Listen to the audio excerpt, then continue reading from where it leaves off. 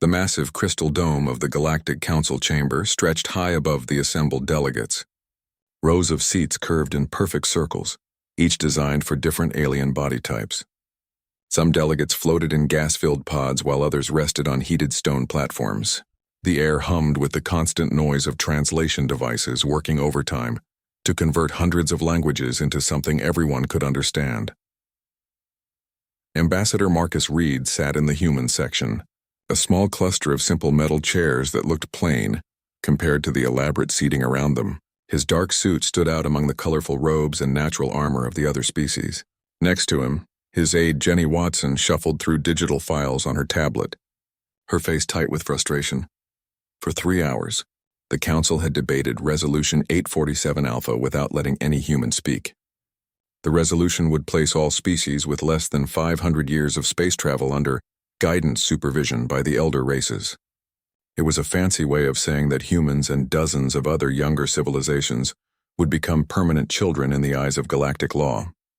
The Vorthak representative, a massive creature with thick gray skin and 6 arms, gestured dramatically as he spoke. These younger species lack the wisdom to govern themselves properly. They start wars over resources that could be shared. They pollute entire star systems with their primitive technology. They need our guidance to prevent disaster. Murmurs of agreement rippled through the chamber. The hegemony delegates, tall beings with 4 arms and crystalline skin, clicked their approval. The floating jellyfish-like ethereals pulsed with colors that their translation devices rendered as enthusiastic support. Marcus had heard these arguments before. For 30 years, he had sat in these chambers listening to the same condescending speeches. The elder races spoke about younger species like parents discussing troublesome children. They made decisions about human colonies without asking human opinions. They restricted human trade routes to prevent unfair competition with established businesses. They limited human access to advanced technologies while freely taking human innovations for themselves. The worst part was how they acted like they were doing everyone a favor. They smiled their alien smiles and spoke in patient tones about responsibility and wisdom. They handed out small privileges like treats to good children and took them away when younger species dared to complain. Chancellor Varix of the Hegemony stood to address the chamber. His 4 arms moved in flowing patterns as he spoke, his crystalline skin reflecting the chamber lights in rainbow patterns. We must remember that these younger races mean well, but they simply lack experience. Just last year, humans attempted to establish independent mining operations in the Tau Ceti system without proper authorization. When we corrected this oversight, they responded with what they called diplomatic protests. The chamber filled with sounds that the translation devices rendered as laughter. Marcus felt his jaw clench as Jenny placed a calming hand on his arm. Such behavior, Varix continued, demonstrates exactly why supervision remains necessary. Children often rebel against rules they do not understand, but that does not make the rules wrong. Marcus started to stand, but Varix raised one of his arms dismissively. The chair recognizes that the human delegation wishes to speak, but this matter requires adult consideration. Perhaps after we conclude this important discussion, there will be time for junior perspectives. The casual dismissal hit Marcus like a physical blow.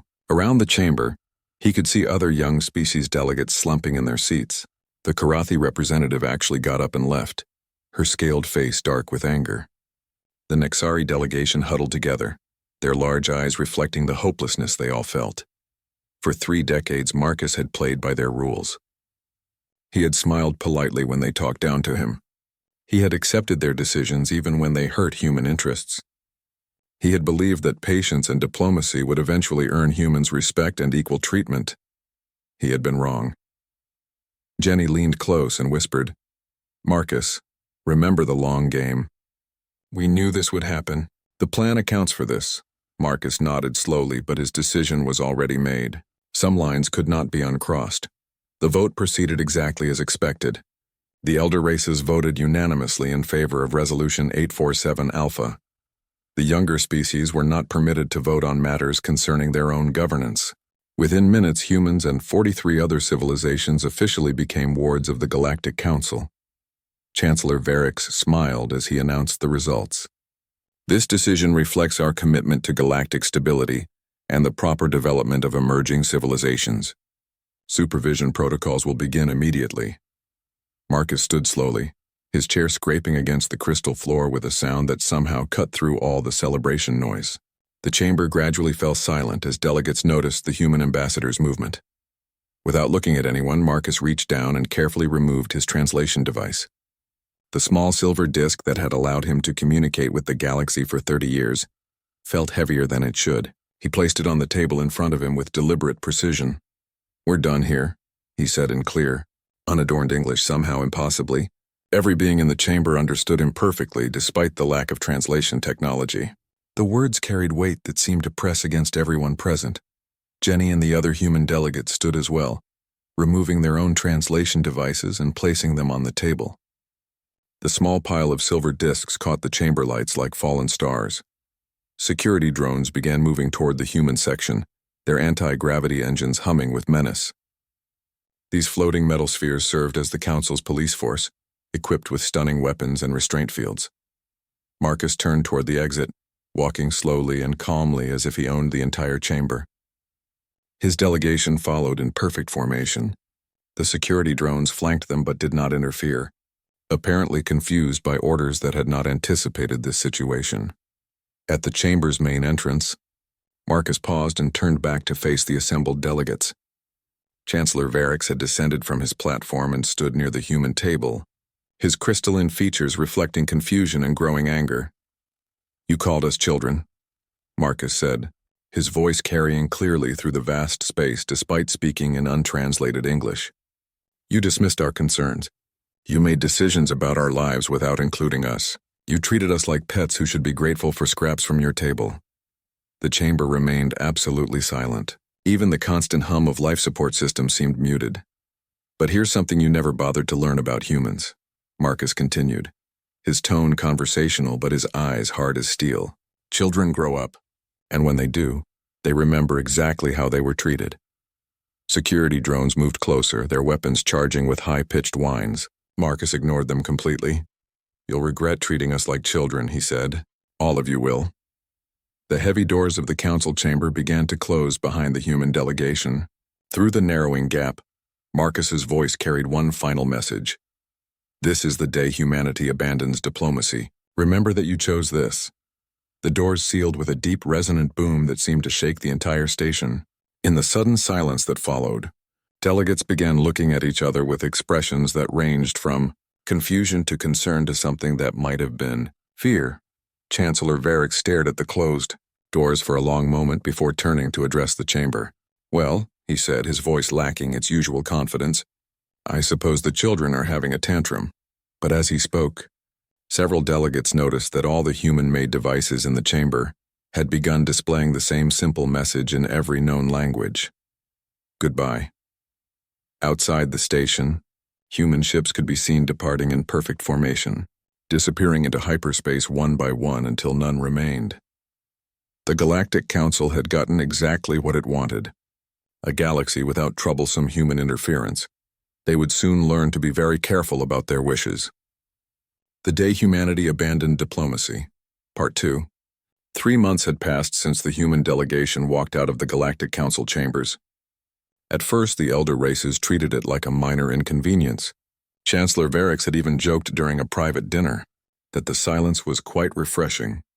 Compared to constant human complaints about fair treatment, the joke stopped being funny when the problem started. Captain. Decks of the Meridian Trade Consortium stared at his navigation display with growing confusion. His cargo ship was supposed to rendezvous with a human-operated supply station in the Kepler system, but his sensors showed nothing but empty space where the station should be. "Run another scan," he told his Nexari navigator, a small creature with large eyes and delicate fingers that danced across the control surfaces. "I've run it 12 times. "Captain," the navigator replied, his voice high and worried. "There's nothing there. Not even debris. It's like the station never existed." Decks had been trading through human-operated stations for 15 years. They were efficient, fair, and never asked awkward questions about cargo contents. More importantly, they provided crucial links in trade routes that connected dozens of systems. Without them, his current cargo of rare minerals would take 3 times long. Ere to reach its destination. "Set course for the backup station in Tau Ceti," he ordered, though he suspected he would find the same thing there. He was right. Across the galaxy, similar scenes played out hundreds of times. Trade routes that had operated smoothly for decades suddenly had gaps where human logistics networks used to be. Cargo ships found themselves stranded between systems, burning fuel while searching for stations that simply weren't there anymore. Admiral Thex of the Krillian Defense Corps initially dismissed the reports from frustrated merchants. She was a practical being, focused on military matters rather than civilian complaints about delayed deliveries. Her scaled hide was marked with scars from 3 different wars, and she had little patience for what she saw as economic problems. Let the traders figure out their own routes, she told her staff during their morning briefing. Humans are probably sulking somewhere, waiting for us to beg them to come back. They'll return when they get hungry enough. But the reports kept coming, and they were getting stranger. Commander Rix, one of Thex's most reliable officers, brought her a data pad filled with incident reports. Admiral, we've lost contact with 17 cargo convoys in the past month. No distress signals, no wreckage, nothing. They just vanish. Thex studied the reports more carefully. The missing convoys had all been traveling through regions where humans maintained relay stations. These stations boosted communication signals across the vast distances between stars, allowing instant communication throughout the galaxy. Without them, messages took weeks or months to travel between systems. What about our own relay network? Thex asked. That's the problem, Admiral. We don't have one. We've been using human stations for so long that we never built our own backup systems. The implications hit Thex like a physical blow. The Krillian military depended on instant communication to coordinate operations across their territory. Without it, their scattered fleets would be operating blind. She was still processing this information when her communication officer announced an incoming priority message. The transmission quality was poor, filled with static and delays that indicated it had traveled through normal space rather than the usual relay network. This is Captain Morrison of the Terran vessel. Defiance, came a calm human voice through the speakers. We are conducting a routine patrol near the Proxima border. Thex grabbed the communication device herself. This is Admiral Thex of the Krillian Defense Corps. Identify yourself properly and state your intentions in this sector. There was a long pause before Morrison replied. We're going home, Admiral. Nothing more complicated than that. Home? Your colony ships left this region months ago. What's your real purpose here? Another pause. Then Morrison's voice came back, carrying an odd note of amusement. Admiral, have you ever tried to find something that doesn't want to be found? Before Thex could respond, her tactical officer reported that the human ships had vanished from their sensors. Not jumped to hyperspace, not cloaked, just gone. One moment they were there, the next moment empty space. How is that possible? Thex demanded. Her tactical officer, a young Krillian with nervous habits, ran the scan 3 more times before answering. I don't know, Admiral. Our sensors show no ships, no energy signatures, nothing. But the communication was definitely coming from this location. Thex stared at the empty space on her display screen. She had spent her entire career studying military technology from across the galaxy. She knew the capabilities of every major species' ships and weapons. What she had just witnessed should have been impossible. That evening, she received the last official communication from any human authority. Dr. Elena Vasquez appeared on screens throughout Galactic Council space. She was a middle-aged woman with graying hair and tired eyes, known throughout the galaxy as the head of the Human Colonial Administration. For 20 years, she had been the primary point of contact for human civilian matters. Her message was brief and delivered, in the same calm tone as all previous human communications. The Terran Republic is formally withdrawing from all galactic affairs, she announced. Effective immediately, we will have no further contact with the Galactic Council or any of its member species. We will not respond to communications, requests, or demands. The camera focused on her face as she continued. Do not attempt to contact us. Do not enter our territory. Do not interfere with our operations, she paused. And for a moment her professional mask slipped to reveal something harder underneath. This is your only warning. The transmission ended, leaving billions of beings across the galaxy staring at blank screens. Within hours, every human-operated facility in Council space went dark simultaneously. Trade stations, relay networks, research outposts, and diplomatic facilities all shut down at exactly the same moment. The coordination required for such an operation suggested planning that had taken years to implement. Chancellor Varix called an emergency session of the council leadership. The great chamber felt different without human representatives present, smaller somehow and strangely quiet. This is clearly a negotiating tactic, Varix announced to the assembled leaders. Humans are attempting to pressure us into reversing Resolution 847 Alpha. We must not give in to such childish behavior. Director Kell of Galactic Intelligence stood to present his preliminary findings. He was an elderly ethereal, his translucent body pulsing with nervous colors as he spoke. Chancellor, our initial investigation suggests this was not a spontaneous decision. Human facilities across the galaxy were evacuated in a coordinated operation that must have taken months to plan. They moved millions of people and vast amounts of equipment without triggering any of our monitoring systems. The chamber fell silent as the implications became clear. Furthermore, Kell continued, analysis of communication logs shows that humans have been gradually reducing their galactic presence for over a year. They've been transferring responsibilities to automated systems and training non-human personnel to replace their own people in critical positions. What are you saying? Demanded Admiral Thex, who had attended the session via hologram.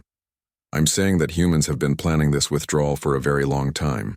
They've been preparing for the day they would leave us behind. Chancellor Varix's crystalline features reflected the chamber lights in agitated patterns. Impossible. We would have detected such preparations. Would we? Kell asked quietly. How much attention did any of us pay to human activities? They were quiet, efficient, and cooperative. We took their presence for granted and never questioned what they were actually doing. In the uncomfortable silence that followed, delegates began to realize that they knew very little about human capabilities or intentions. For decades, humans had been the helpful younger species, always ready to assist with technical problems or diplomatic missions. They had seemed eager to please and grateful for any recognition. From their galactic elders, now those same elders were beginning to wonder if that helpful attitude had been hiding something much more complex and potentially dangerous. Outside the council chambers across the galaxy, beings were starting to notice the absence of systems and services they had never realized were human-operated. The galaxy was learning to function without the quiet efficiency that humans had provided for so long. It was proving to be much harder than anyone had expected. The day humanity abandoned diplomacy. Part 3, 6 months after the human withdrawal. The Nexari Banking Consortium's main headquarters on Prosperity Prime buzzed with emergency activity. Financial analysts worked around the clock, their large eyes strained red from staring at data streams that made less sense each day. Director Kell, the chief financial officer for the consortium, stood before a wall of displays showing market data from across the galaxy. Red numbers dominated every screen, indicating massive losses and system failures throughout the galactic economy. Explain this to me again, Kell said to his lead analyst, trying to keep the panic out of his voice. The analyst, a nervous Karathi female named Vex, pulled up a three-dimensional chart that showed trade routes throughout the galaxy. What had once been a complex web of connected lines now looked like a torn fishing net, with huge gaps where critical connections used to be. The humans weren't just operating trade stations, Vex explained, her scaled hands shaking as she manipulated the display. They were running economic stabilization algorithms throughout our entire financial network. They were preventing market crashes, smoothing out currency fluctuations, and managing supply chain logistics for 47 different systems. Kell stared at the data in disbelief. Without authorization? That's the thing, Director. They had authorization. We gave it to them decades ago when they offered to help optimize our systems. We just never realized how dependent we had become on their algorithms. The implications were staggering. The Nexari Banking Consortium controlled financial operations for most of the galaxy's civilized worlds. If their systems were failing, it meant economic chaos on a scale that could destroy entire civilizations. How long before complete collapse? Kell asked quietly. At current rates, maybe 3 months, maybe less. On the other side of the galaxy, Director Kell of Galactic Intelligence was dealing with his own growing crisis. Reports flowed into his office at an alarming rate, each one more disturbing than... Director, his aide announced, we have confirmation on the colony investigations. Kell looked up from the intelligence reports he had been studying. Which ones? All of them, sir. Every human colony in council space has been completely evacuated. Not just abandoned, evacuated so thoroughly that it appears they were never inhabited in the first place. Kel felt a chill run through his translucent body. Show me. The aide activated a holographic display that showed images from New Geneva, one of the largest human colonies in the galaxy. The settlement had housed over 2 million humans just months ago. Now the aerial surveys showed empty buildings with windows and doors removed, machinery gone, even the landscaping returned to its original state. It's like they erased all evidence of their presence, the aide continued. But our records clearly show millions of humans living in these settlements for decades. We have trade records, immigration documents, even tourism videos. What about the infrastructure they built? Gone. Roads removed and the ground restored to natural conditions. Power plants dismantled down to the foundations. Water treatment facilities completely erased. If we didn't have our own records, we'd think these places were never colonized at all. Kel studied the images with growing unease. The level of planning and coordination required for such an operation was beyond anything he had imagined possible. Humans had essentially performed magic, removing all traces of their civilization while leaving no evidence of how they had done it. The reports got stranger from there. Vorthak mining operation on Kepler 442b had discovered their excavation equipment sabotaged overnight. Massive drilling machines had been disassembled with surgical precision, and their components arranged in neat piles. Security recordings showed nothing but empty corridors and work sites throughout the night. How is that possible? The mining supervisor had asked in his report. Those machines weigh hundreds of tons each. Moving them would require industrial lifting equipment and hours of work. Our sensors detected nothing. A hegemony research station on the planet Aristotle reported a more dramatic incident. At exactly midnight local time, every system in the facility lost power for 1 hour. During that hour, the station's computers were somehow accessed and wiped clean of all data related to human technology and culture.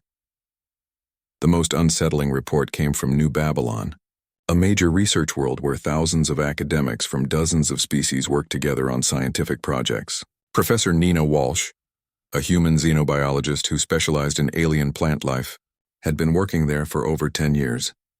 According to witness reports, Nina had simply walked into the planetary government building at midday, approached the main computer terminal, and uploaded a virus that crashed the entire planetary communication network. Security footage showed her calmly walking through the building as if she owned it. When security guards tried to stop her, she had somehow passed through them as if they weren't there. Not invisible, not teleporting, just walking through solid matter like it was air. She'd completed her task and left the building while confused guards stood around trying to understand what they had just witnessed.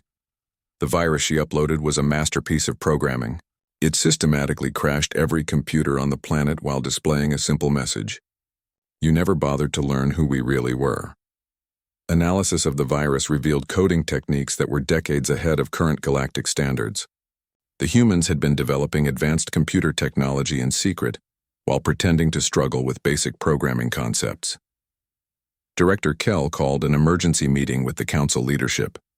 The great chamber felt even emptier than usual, with many delegates staying home rather than face the growing crisis. The situation is far worse than we initially believed, Kel reported, his body pulsing with agitated colors. Humans have been systematically embedding themselves throughout our civilization for decades. They weren't just traders and diplomats.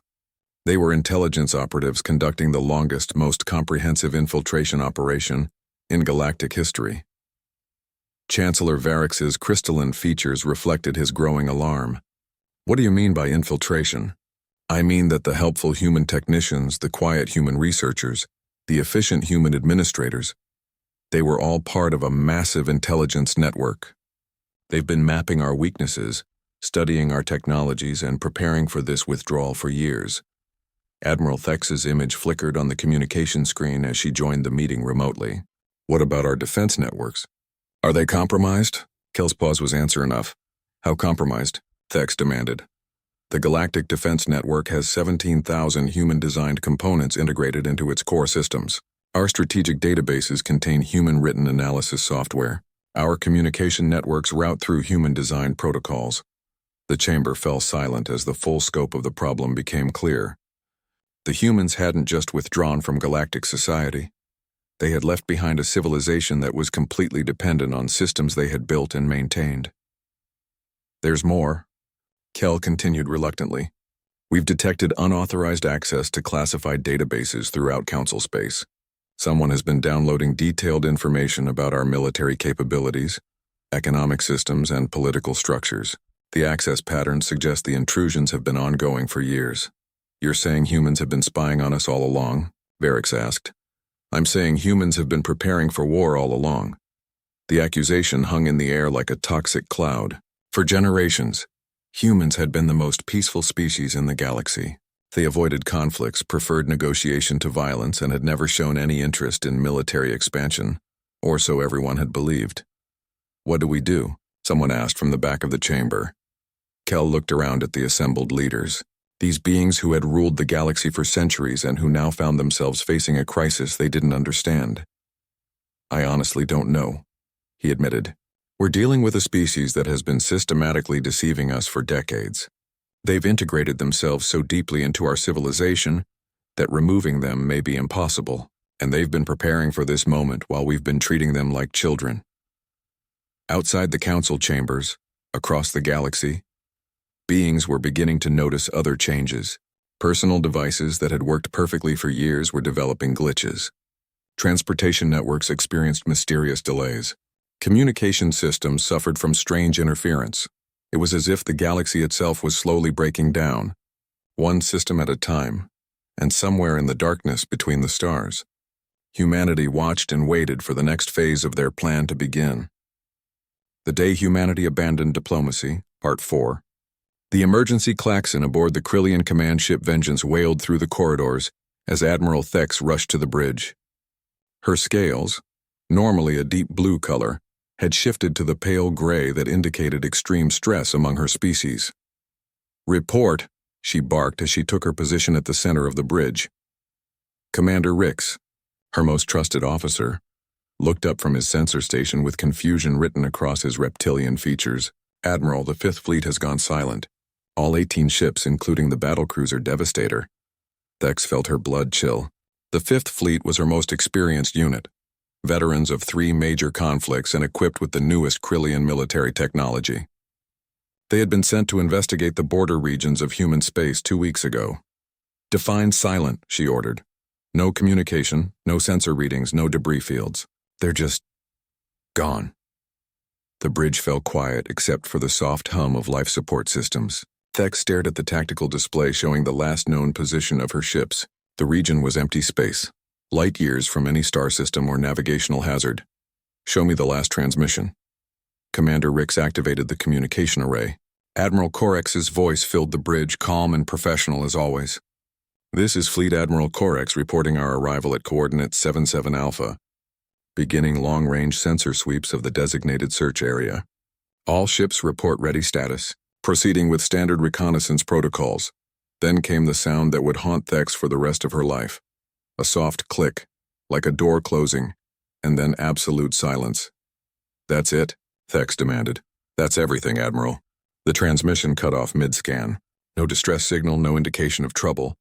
They were there, and then they weren't. Across the galaxy, panic was spreading faster than news could travel.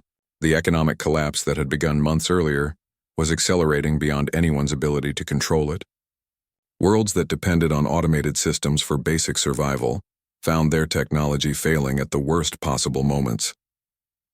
On the agricultural world of Demeter, atmospheric processors that maintained breathable air for the ethereal colonists began shutting down without warning.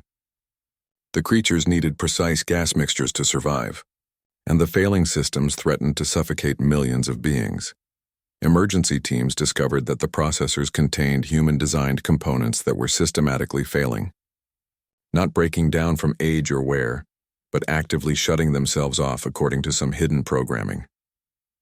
Planet Harmony, home to 12 billion Nixari, faced a different crisis. Their water purification systems had been upgraded with hum. The Day Humanity Abandoned Diplomacy, Part 1 in technology decades earlier. Now those upgrades were reversing themselves, slowly poisoning the water supply with contaminants that the original systems couldn't handle. The Vorthak Empire's industrial world suffered massive power grid failures as human-designed efficiency improvements began working in reverse, overloading systems that had become dependent on the modifications. It was systematic, coordinated, and absolutely devastating. Director Kell presented his latest intelligence report to what remained of the council leadership. Many delegates had left to deal with crises on their home worlds, leaving the Great Chamber feeling like a tomb. "The pattern is clear," Kell announced, his translucent body pulsing with deep red colors that indicated extreme distress. "Every critical system failure, every infrastructure collapse, every economic crash can be traced back to human technology or human involvement." Chancellor Varix, looking older and more fragile than ever before, studied the data with growing horror. "Are you saying humans planned this from the beginning?" "I'm saying humans have been waging war against us for decades, and we never noticed because we thought it was cooperation." The evidence was overwhelming.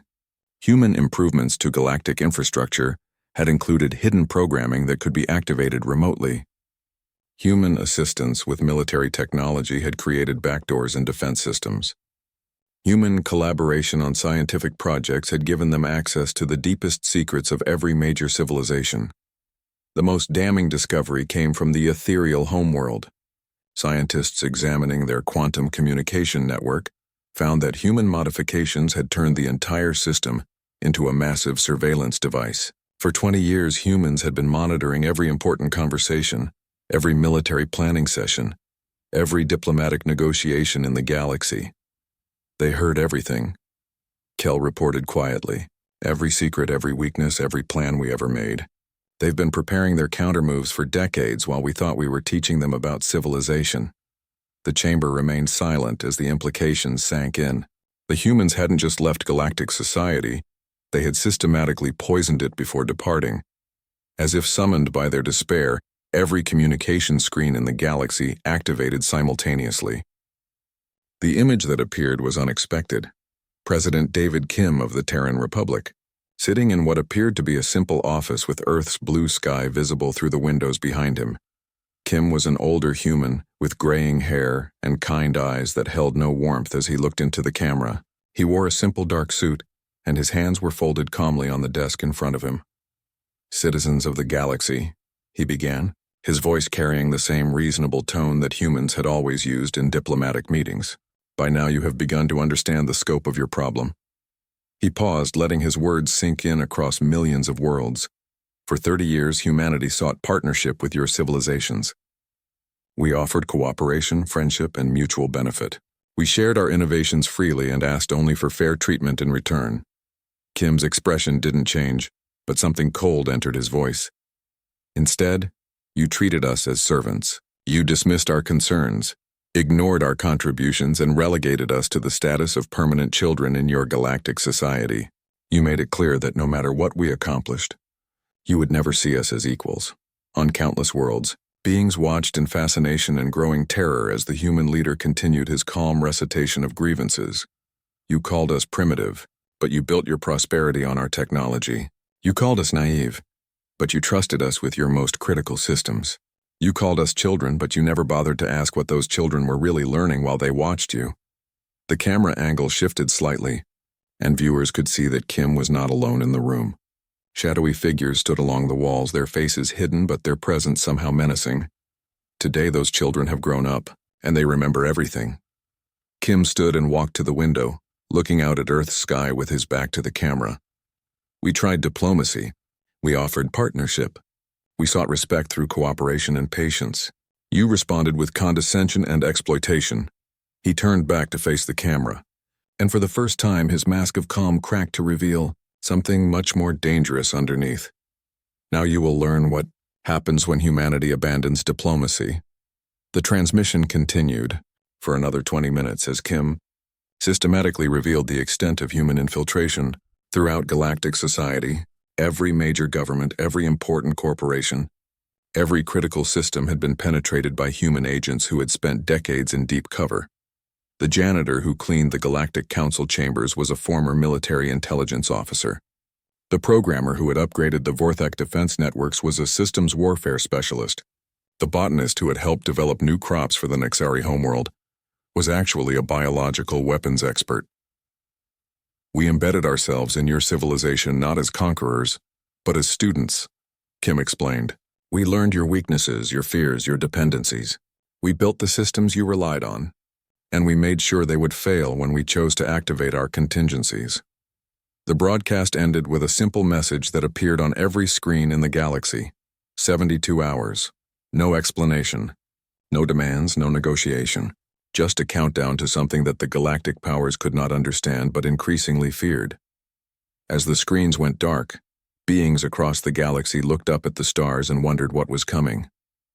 In the silence between worlds, humanity was moving toward some final revelation that would either reshape galactic civilization or destroy it entirely. The children had indeed grown up, and they were very angry. The day humanity abandoned diplomacy. Part 5, the 72 hours expired at exactly midnight. Galactic Standard Time. It began subtly, like a symphony starting with a single instrument. On New Babylon, the human janitor who had cleaned government buildings for 15 years walked calmly into the Planetary Defense Center. Security guards who had shared coffee with him for over a decade watched in confusion as he placed his hand on a scanner that shouldn't have recognized him. The scanner beeped green. Blast doors that had protected the planet's most sensitive military installations for generations swung open like ordinary room doors. "Good morning," he said politely to the stunned guards. "My name is actually Colonel James Parker, formerly of Terran Military Intelligence. I've been waiting a very long time to finally introduce myself properly." Across the galaxy, similar scenes played out with clockwork precision. On Prosperity Prime, the quiet human accountant who had managed financial algorithms for the Nexari banking consortium revealed herself as Dr. Sarah Chen, one of humanity's leading experts in economic warfare.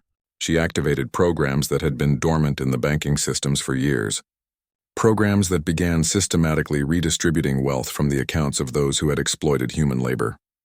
The Vorthak Imperial Palace learned that their head of maintenance, a human named Robert Martinez who had worked there for 20 years, was actually Admiral Martinez of the Terran Navy. He had spent 2 decades mapping every security system, every hidden passage, and every weakness in the Empire's seat of power. Chancellor Varix found himself trapped in his own throne room when the security systems he had trusted with his life suddenly recognized a new master. The doors sealed, the communication systems shut down, and every screen in the room displayed the same message. Children should not speak when adults are conducting business. The Galactic Defense Network, supposedly the most secure military installation in known space, fell within the first hour. Its human technicians, engineers, and consultants revealed themselves as members of an elite strike force that had been infiltrating the facility since its construction. They didn't destroy the network, they took control of it.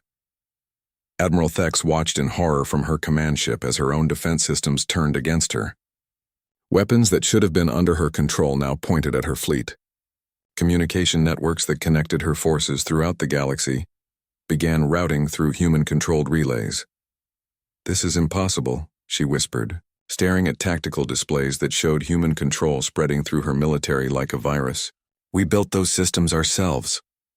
"No, Admiral," came a familiar voice over the communication system. "You built them with our help, and we made sure to include a few features you didn't know about." Captain Morrison's image appeared on her screen, but he looked different now. Gone was the casual demeanor of a simple patrol officer.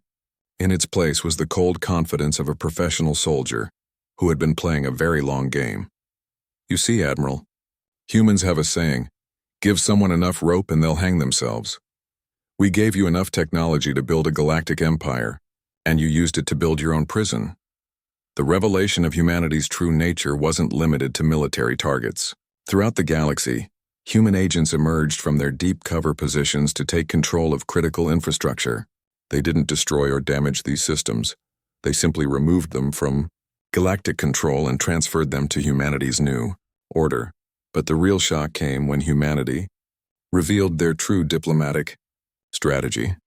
President Kim's second broadcast reached the HFY just as the infrastructure takeover was completing. This time he wasn't alone at his desk. Surrounding him were representatives from dozens of species that the Council had dismissed as primitive or unworthy of membership. "Citizens of the galaxy," Kim began, "I want you to meet humanity's real allies."